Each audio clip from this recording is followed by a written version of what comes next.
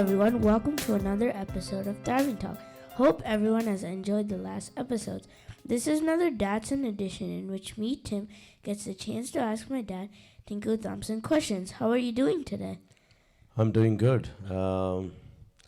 Still little things to clear out. As you know that going to travel this week, so just trying to get ready. Yeah. Otherwise, I'm doing good. Okay. A quick reminder to all our listeners, Thriving Talk is available on all major platforms like iTunes, Google Podcasts, Spotify, YouTube, and more. So for today's topic, I know we've done multiple topics on like management. We've done time management and anger management. But today we're going to talk about energy management. So as my first question, I'm going to ask, what and why do we need to talk about energy management when we mostly hear about time management? Yes. I think energy management is not something we normally talk in perspective of personal productivity, personal management. But I came across this concept some time ago, and I thought that was very interesting and very important. So we talk about time management, we talk about task management, we talk about different aspects. But the fact is that in order for us to do anything, we need energy. If we don't have the energy, we will not be able to do anything. I want to bring something to your attention. In Mark chapter 12 in the Bible, verse 28, 29, 30, 31 is what I'm going to refer here. It says that one of the teachers of the religious law was standing there listening to the debate. He realized that Jesus had answered well, so he asked, "Of all the commandments, which is the most important?" Jesus replied, "The most important command is this: Listen, O Israel, the Lord our God is the one and the only Lord, and you must love the Lord your God with all your heart, with all your soul, with all your mind, and with all your strength." And so Jesus says that the first and the most important is that you must love the Lord your God with not only your heart, not only with your soul, not only with your mind, but also with all your strength. So in order to serve the Lord, we need strength. And a lot of times people are tired, they're always tired. And the other problem is that they spend energy over things which is not of much value, and they don't spend enough energy on things which is of greater value. So just like we manage money and we spend it diligently, and we make sure that we spend money on what is our most important needs, we also get up every morning with a limited set of amount of energy. Yeah. So we need to make sure that we manage it very well, and we invest our energy into things which will have a long-lasting impact. So that's why I think it is very important to talk and think about the energy management aspect of our life. A lot of times people ignore it, and they just exhaust. They're always exhausted. They're always tired, and they don't want to do anything. So when you think about all those things, I think it's very important that we should think and talk about energy management. And as Jesus said, we need to love the Lord with all your strength. For that, we need strength. So what really is energy management, or what's like a definition? Like, what does it mean? Okay, I want to call this more as a personal energy management. I would say it refers to probably a process of balancing our physical, emotional, and mental energy, and I would add spiritual also, to maintain optimal performance and well-being. So it includes physical, emotional, mental, spiritual. We have to just maintain all these things so that we can perform well, and it also helps us in our well-being. So that's what basically at a high level, if you want me to define, that's how I will define that, so that we are properly managing all these aspects. So what are, like, now getting into it deeper, what are some of the main tips for energy management? Yeah, there are many things for energy management, but I want to maybe list out 4 or 5 things to you which are important. Number one, good sleep, enough sleep. There are different studies, and some people have different needs, but it is said that 7 to 8 hours of sleep is needed. But everybody cannot afford that much. But you can understand that science also tells that lack of sleep can negatively impact your energy levels and overall health. So if you are aiming for 7 to 9 hours of sleep each night, we will feel well rested and energized throughout the next day. But if we are not sleeping, then that's a problem. When we talk about sleeping, it's also important that we go to sleep regular times and wake up at the regular time. That also helps with our body clock. Okay. It's not like, one day you are sitting late at night and sleeping, waking up late. The other day you are trying. But if we can build up a habit of, signing off at one time and going to sleep and also ensuring that we get enough sleep. That's a very important thing which a lot of people are not able to do nowadays. And we live in a generation where people are compromising the sleep a lot, but that's not good for energy management. Number two, we need to stay hydrated, drink a lot of water. Again, we are in a generation where sometimes we see people who are very much motivated to drink water or fluids, but there are a lot of people who ignore this. So what happens is, if we don't take enough fluids, or we don't stay hydrated, we become dehydrated, and that can cause fatigue, and that can also impact our cognitive functioning. That can decrease our cognitive functioning. So we need to make sure that we drink enough water, We're hydrated. well hydrated, to function properly or optimally. So that's very key. The other important aspect is eating healthy diet. So we need to have proper nutrition, because that's very essential to keep up our energy level. You can't be like too much overloaded with sugar. But at the same time, you need to have a balanced diet of fruits, vegetables, lean proteins, whole grains. That needs to be balanced out. Some people are so fond of eating sugar, they are always eating sugar, which is very unhealthy. So we need to do that. So when we talk about healthy diet, it's also about eating in time, not snacking too much, but having proper balance. Mealtime. And it's not about eating too much also. You need to just eat enough to satisfy your hunger and your need.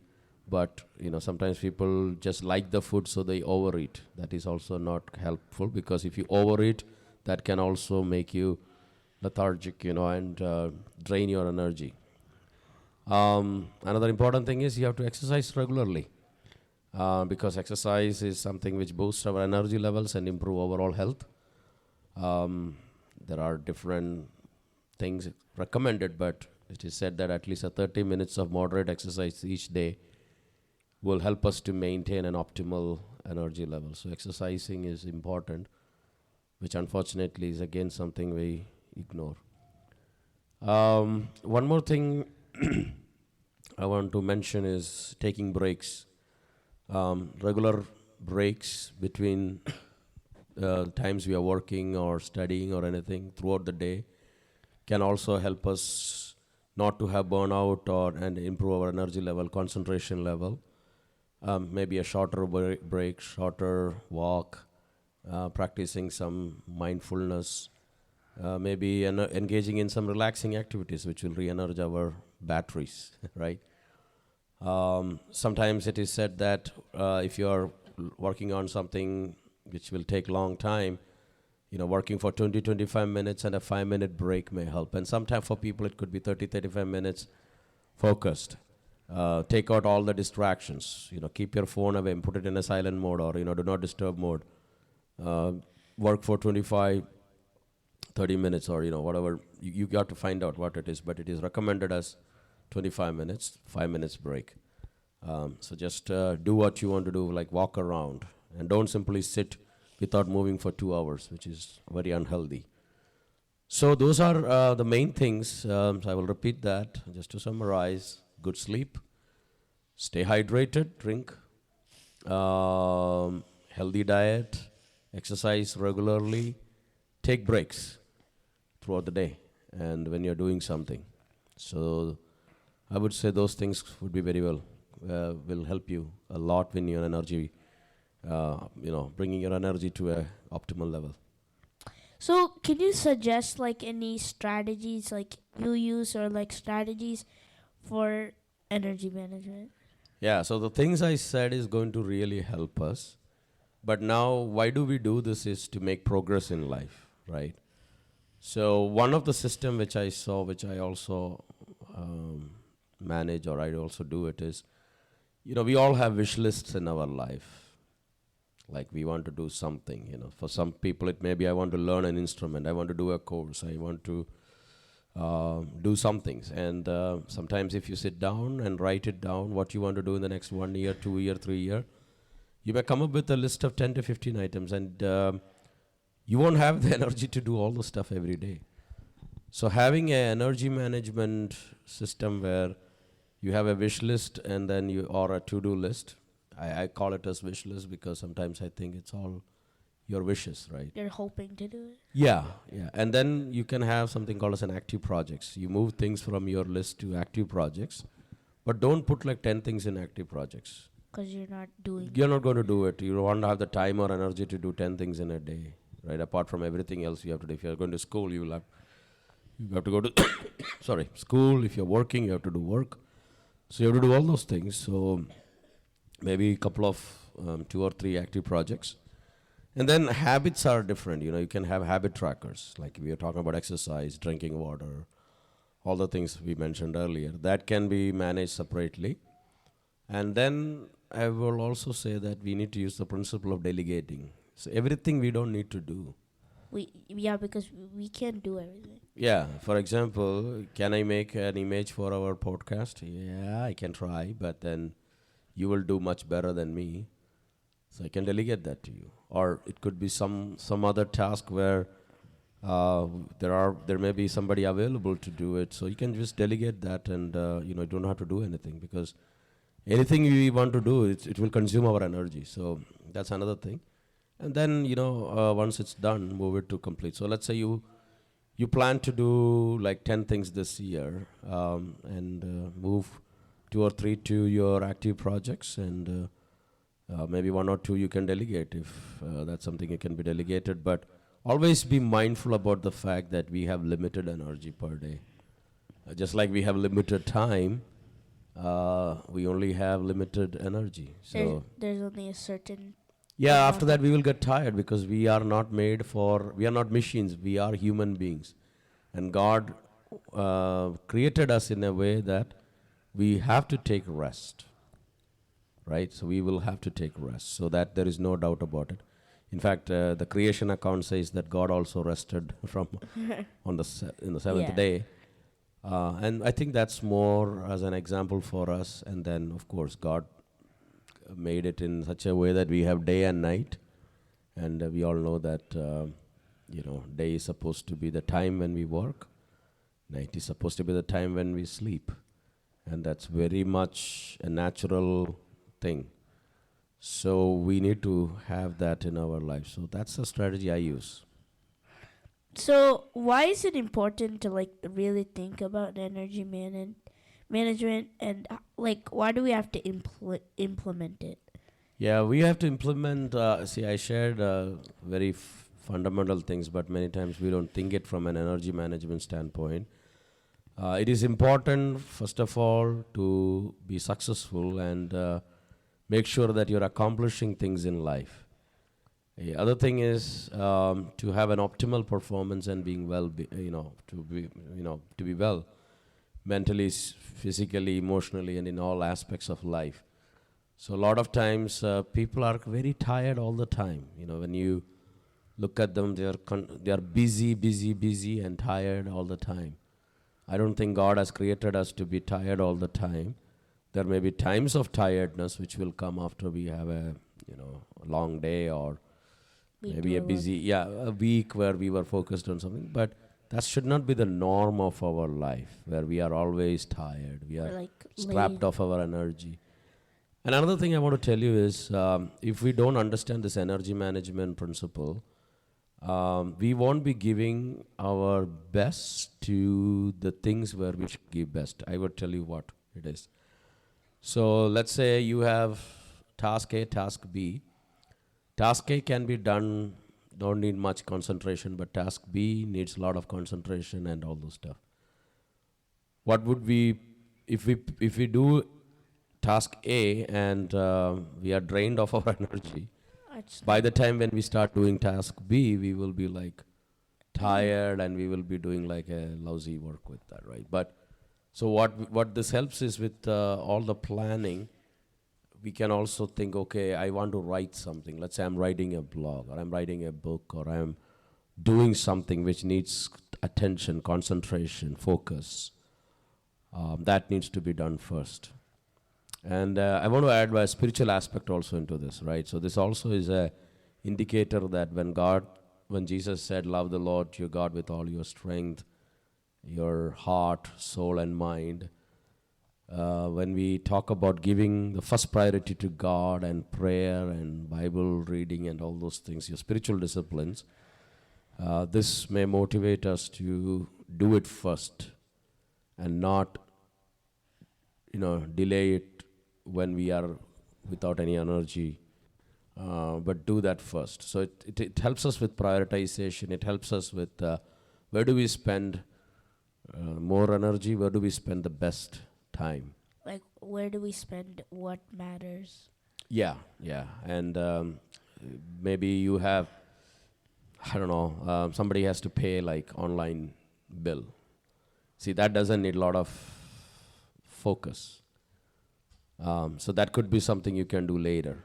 When I say focus means probably that requires clicking something, But let's say there are some things where you really need to be thinking, fresh, energy is needed. Those things needs to be done first. So there are many examples, but I'm just giving you an example. Like say you are learning something new, right? You can't be doing that when you are like sleepy and you're tired. You won't feel the motivation. But if you just want to listen to something, you don't need like a lot of focus there. But anything which needs focus, your attention and all those things should be done early, and you should be spending more energy on those things. So that's why it's important to think about it and have a strategy. And we all know how much energy we have.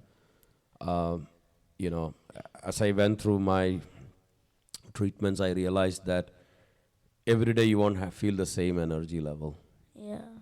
But for a normal person, that can be set little differently. Most of the days they can manage it well. But when you're going through some sickness or something like that, your energy levels are going to be different from day to day. But so they used to say, when you feel energetic, do what you want to do, because a day is going to come when you won't feel like doing and you won't have the energy to do it. And that's okay when you don't have that energy to take rest.